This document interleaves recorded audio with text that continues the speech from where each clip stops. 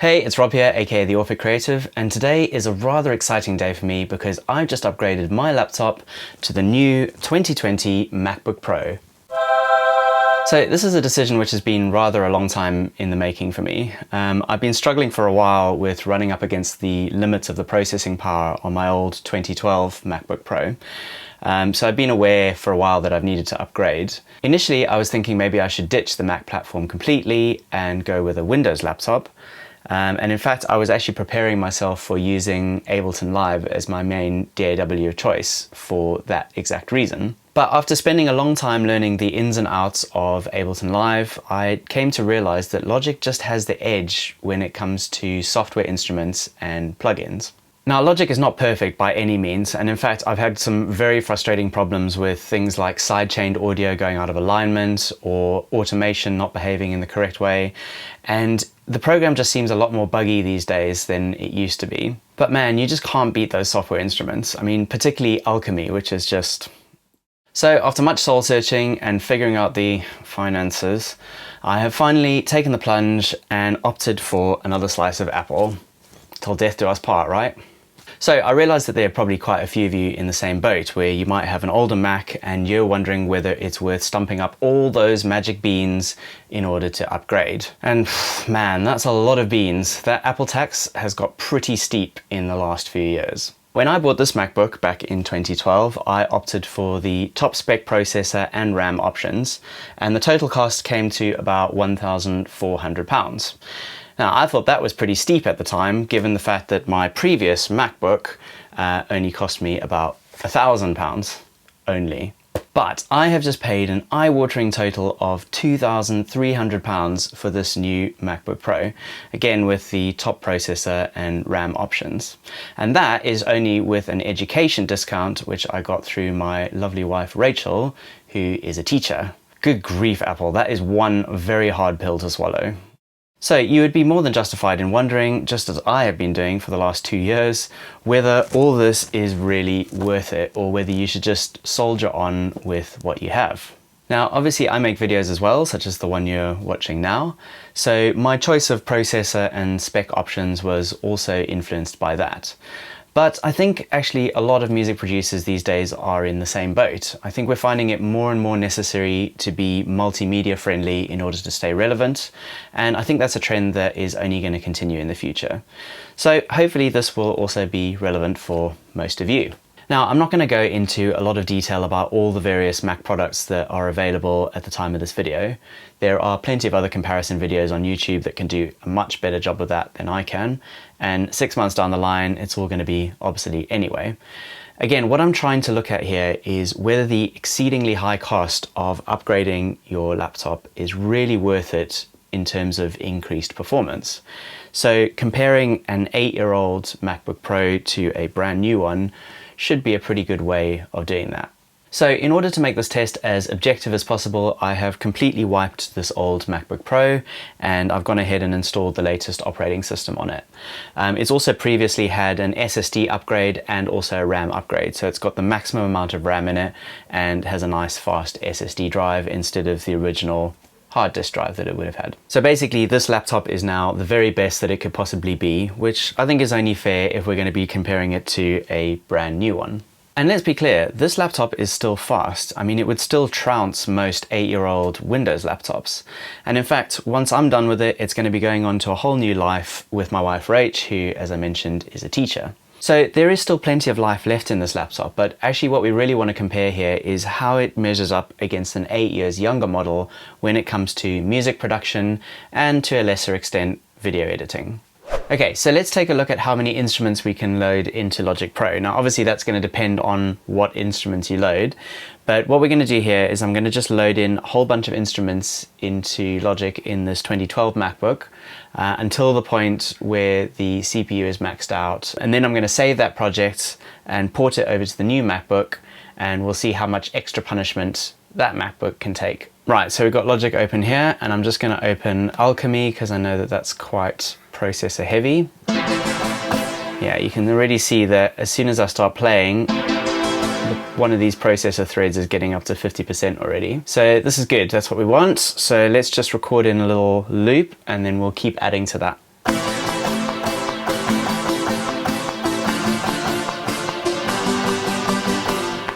Okay, so that's a starting point. So now let's continue adding more software instruments, and we'll just copy this down.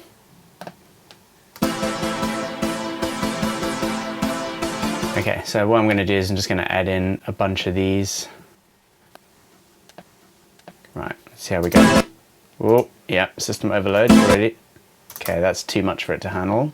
Let's take one out. No, still can't handle that. Okay, still struggling with that. Okay. I'm just gonna turn these down a bit because we're getting a bit loud. Right, so we're nearly maxed out there. So I think, ooh, wow, it's starting to struggle a bit. Okay, so let's just do a different recording on this that doesn't have chords in it. Okay. Right, so that's the point that we're maxing out. What if I try a different instrument that's not quite as hectic? Maybe the sampler, for example. Let's go with something like a mallet. Okay, so let's add in a MIDI effects arpeggiator. See if we can do this. Okay, it hasn't died yet. Let's see if we can push it a little bit more. Let's see if it'll handle the modeling synth. I don't think this is gonna work, but let's give it a try anyway.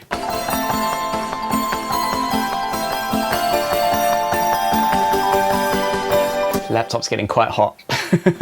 Okay, let's try one more.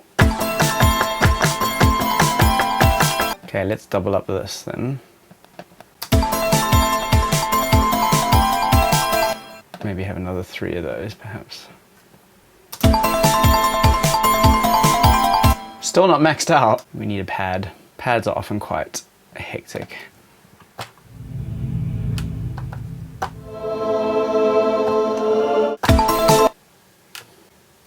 Okay, this might be it. I think this is as far as we can go. I'll just reduce the number of notes.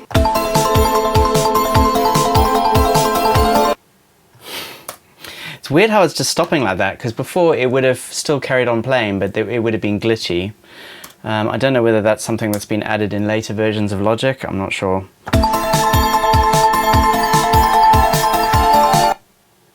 Okay, yeah, all right, we're gonna call this now. So let's now take this, port it over to the new one, and let's see where we stand. Right, here we are on the 2020. I've loaded up the same project again, and we've got our little performance meters down in the bottom here. So let's just play the project and see how it runs. So initial thoughts are actually that looks quite encouraging. As you can see, the performance meters are only hitting around, they're not even getting to the 50% mark at this point. So let's just see how much more punishment it can actually take. Right, I've now doubled all of the instruments, and as you can see, we are still running okay. We're getting pretty close to the edge now, but we've at least doubled it and we've still got space for more, so that's looking good. One thing I want to point out actually is that we are running these tests using the standard buffer size of 128 samples. It's all right. There is a tiny bit of a delay, and if you're really playing something really quickly, you can notice it. But quite honestly, I think most producers would be used to that by now. Okay, so I'm going to double again and see if we can do that. Right, let's see what happens. Okay, we're hitting 100% on most of the cores, but there is still a little bit of headroom there. Not hearing any dropouts. Oh, aha, there we go, we've hit the limit. So that's not bad, 33 tracks.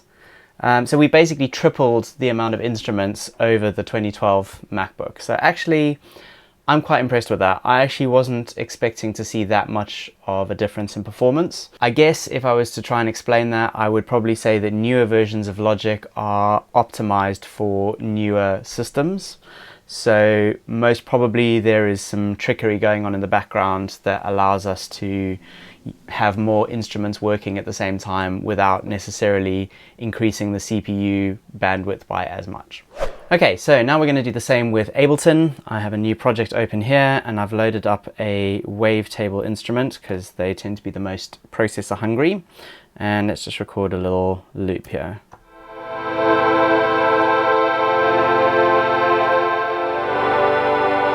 fine. So let's add to that. So let's just do another wavetable here.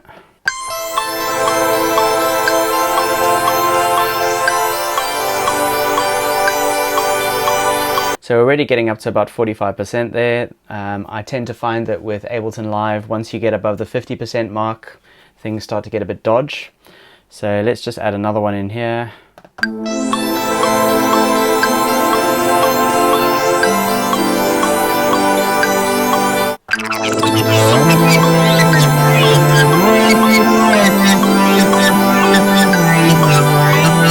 Okay, we're getting around the 55% mark, so we're getting a bit close to the limit now, I'd say. Let's add more stuff. It's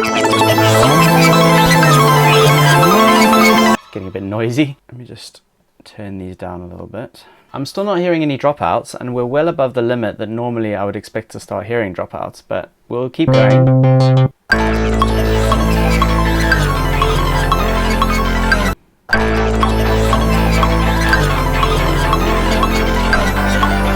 Good grief, what a mess.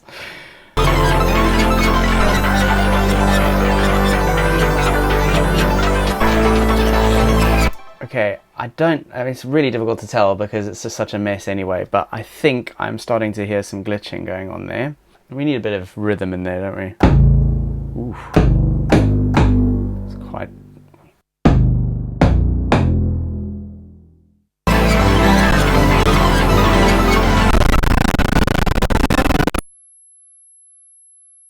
Right, so we've ported over the world's worst track to the 2020 MacBook Pro.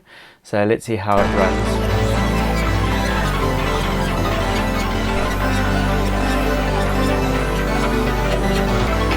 It really is the most revolting thing I think I've ever made in my life. Okay, so we're sitting at about 65% on the new MacBook. It's not too bad. We've got a bit of headroom still, but quite honestly, not as good as Logic, which I guess is kind of to be expected because Logic is an Apple product and therefore is optimized to run efficiently on Apple machines. So yeah, let's just see how much further we can push it before the wheels come off.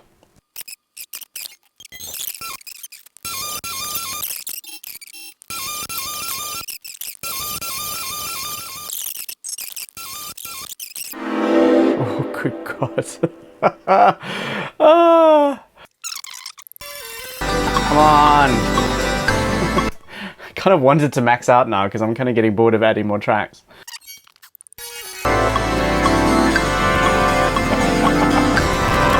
Whoa, whoa, I think we're there. Okay, I think we're there now. I think we're there finally at 15 instruments with some ridiculous amounts of notes going on.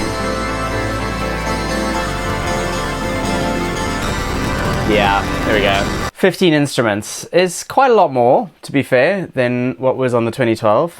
Is reasonable improvement, but still, you know, I would have liked to see more like 20. This feels more of an incremental difference rather than an outright new machine. Okay, so there's one more little thing I want to do, and that is load in a large instrument into Ableton Live.